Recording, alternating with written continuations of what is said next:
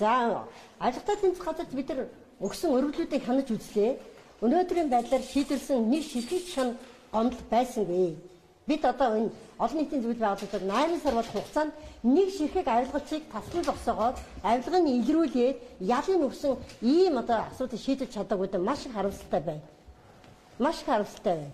Харин эсвэргээрээ авилгыг илчилдэг, гэрчилдэг, мэдээлдэг улсууд ялагдагчаар татагдаж эхэлсэн. Маш их том дарамтанд орж байгаа. Авилгатай тэмцэх газрын мөрдөн байцаагч нар авчираад гэр орон үр хүүхэд бүх данс даваагийн нүтэл байцааж ингэж мэдүүлэг авдаг болсон. Ийм ноцтой зүйлүүд гарч ирж байгаа учраас Монголын ард түмэн авилга бол хөгжиж буй орнуудын номер 1 дайсан гэж олон улсад тодорхойлогдчиход байгаа учраас Монгол улс номер 1 дайсан бас авилгатайгаа тэмцэхэд авилгатай тэмцэх газрын дарга өөрөө хугацаанд дууссан учраас буцах хүнд үнэ тугал нийлэх хамаагүй гэдэг зарчмын дор авилгалчдын талд ажиллаж байна шүү. Тэнэс эмч арга шиг 97 онд шулгай хэрэгт холбогдчихсэн. Замын цайдгийн дараа багтаа шулгай одоо газар зарсан, албан тушаалын уран ашигласан, авилгал авсан хэрэгт холбогдож прокурор 90 үрсэд хаалгаж ирсэн. Ийм үеийн зөв шалгалтад байна. Хоёрдугаар асуудал авилгалын үзүүлэлт дээр Монгол улсыг 20 байр ухраалсан хүнд